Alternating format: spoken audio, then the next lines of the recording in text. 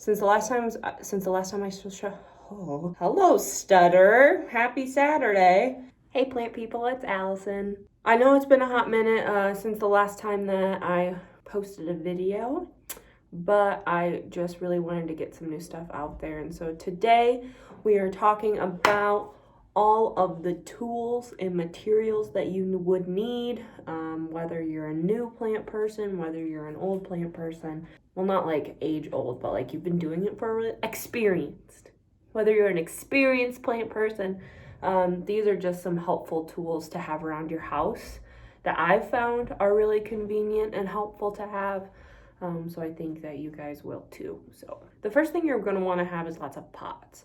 And I don't mean just like a ton of terracotta pots because you like their aesthetic. But you're really going to want to make sure you have a variety, some with drainage, some without drainage, pottery like stoneware. For example, this peperomia pot is a painted terracotta pot. It really does okay in here. I feel like this would be an example of like almost like a stoneware or a glass, maybe porcelain. There is no drainage, but with something like a sword fern, it's okay because they do drink a lot of water. So I know it looks like he's not doing so hot, but he's doing okay, I think. So we're not too worried about him. Other kinds of pots that are helpful to have around are also the nursery pots. When I first started with plants, I started throwing away because I'm like, well, I replanted them, so I'm all good to go. But what I really found was that it was helpful to have those pots that would have really good drainage, and that would fit in really, really well. So for example, this spider plant that I was propagating, I had it in a pot that didn't have any drainage and it really didn't like it. So I repotted it in a nursery pot, and then I just stuck it in this pot.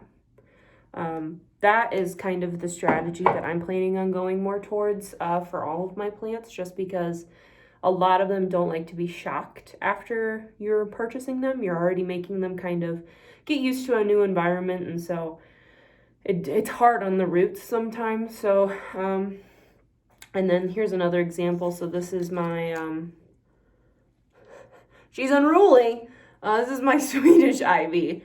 And she has a lot of foliage, but she's actually in her nursery pot. And I put her in this macrame hanger, and so I think she's really liking being hung so her vines can kind of just drape down like this. But there's no need to repot her because she's doing just fine there. Other variations of pots that you're going to want to have are sizes. So you could have something, as small as this marble queen pot. I mean, you can go smaller to something as big as this. I mean, this is an exterior pot though for outside. So it really is helpful to have a variety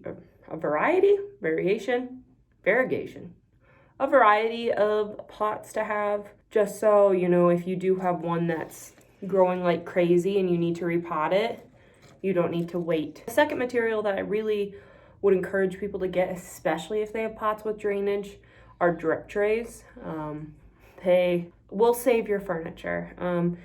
They come in a variety of sizes. So I mean, this, don't judge my peperomia, but we're a little sad. But they don't always have to fit.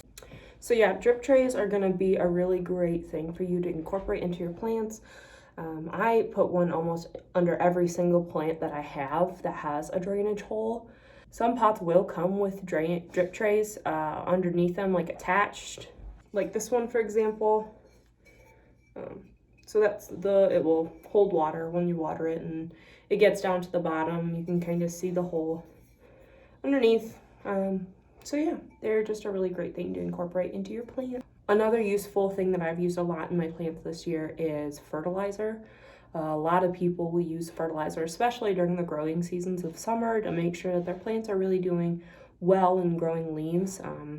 I know a lot of the plant tube people use stuff like worm castings and fish poop, but those smell.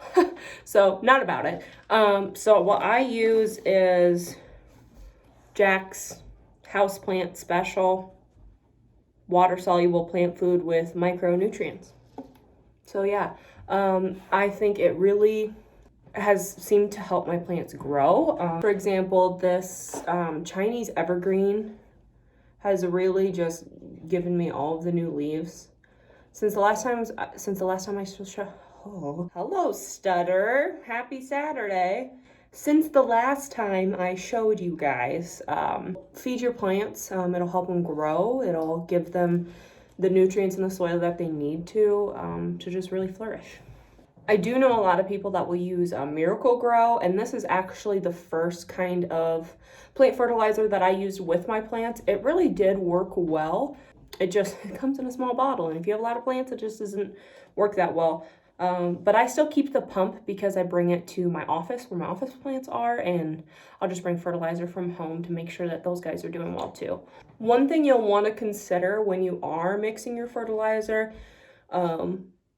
and it works okay for me because I don't have any kids or people that don't think before they do things, but it does look like Kool-Aid when you mix it. My brand does.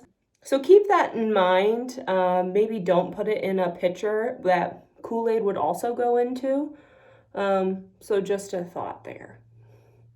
Or maybe label it fertilizer. It does stink. So hopefully they wouldn't want to drink it. Yeah. You'll also want to have multiple kinds of soil for your plants. Some plants like succulents, cactus, maybe Hoya, like quick draining soil.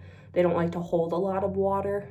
They just kind of want it to move throughout, whereas something like a Swedish ivy, a peace lily, those are going to want to hold their water maybe a little bit longer because they like to remain wet. Something like a fern, that's been really good to have, just to help your plants make sure that you're giving them what each of them need individually. You can always start out with like a regular potting soil, but it is really best to make sure that you're differentiating per plant. Some plants don't even grow in soil. Something like an orchid, they need their own kind of mix.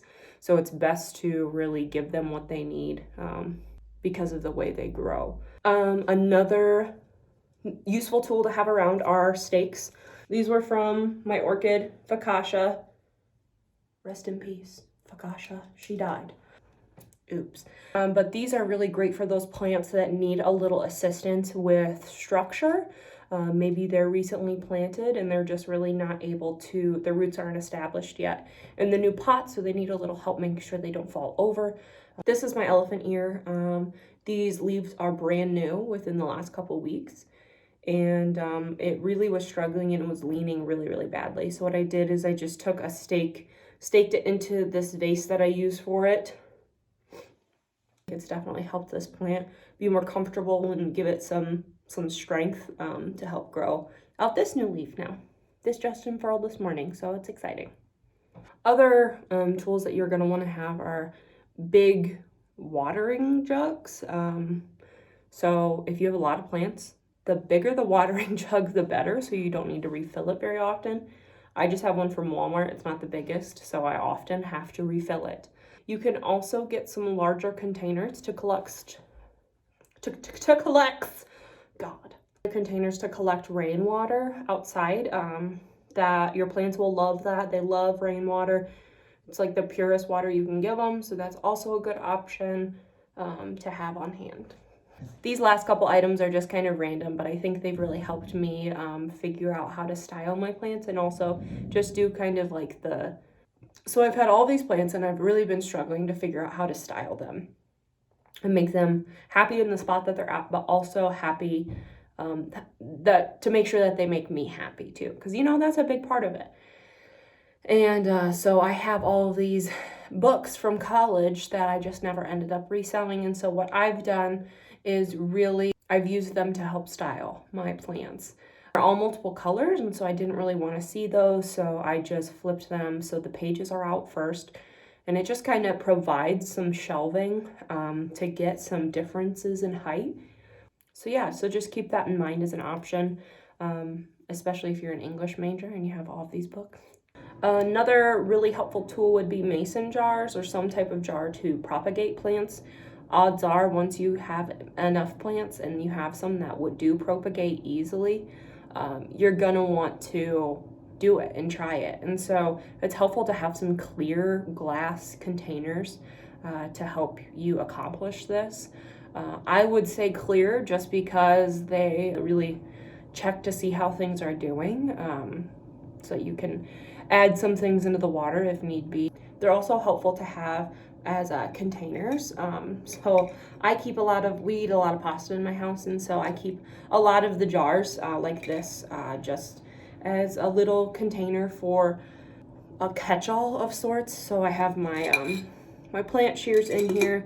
This is actually it's a nail brush for doing dips, but it's become kind of like a post-repot wipe away the dirt brush. So this part comes off, and then what I do is I just take it and just kind of wipe away the dirt that's gotten on the leaves. I also have in here, I also had in there, like I've been saying, I've had a gnat problem this year, so I recently have been trying these sticky things. You can get them on Amazon, and they've actually really been good. So you can see here. So all of those are gnats or aphids or some type of bug that I don't want on my plants. And so I actually have this. It's the cutest shovel there ever was, but it came with the stickies, but you make the incision so that it's easier to slide those things down. One more helpful tool that I have in my house that's really been beneficial for my plants, especially this year with gnats being so bad, is cinnamon.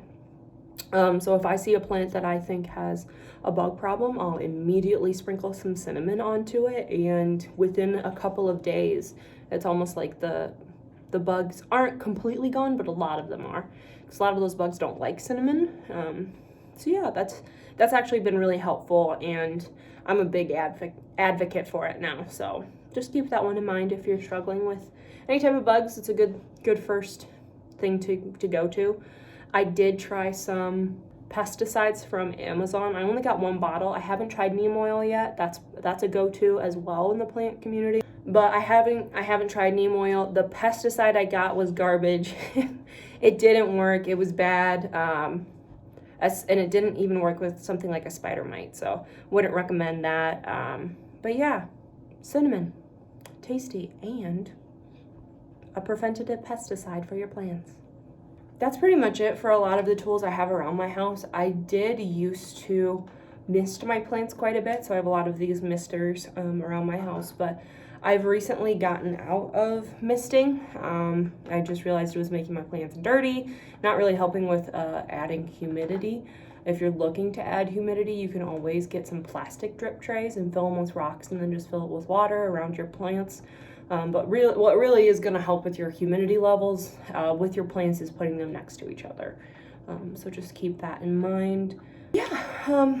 So that's really it for all the tools that I have. If I have any more, I'll make sure to put them in a comment below. But thanks for watching, and I'll see all of you guys next time. Bye!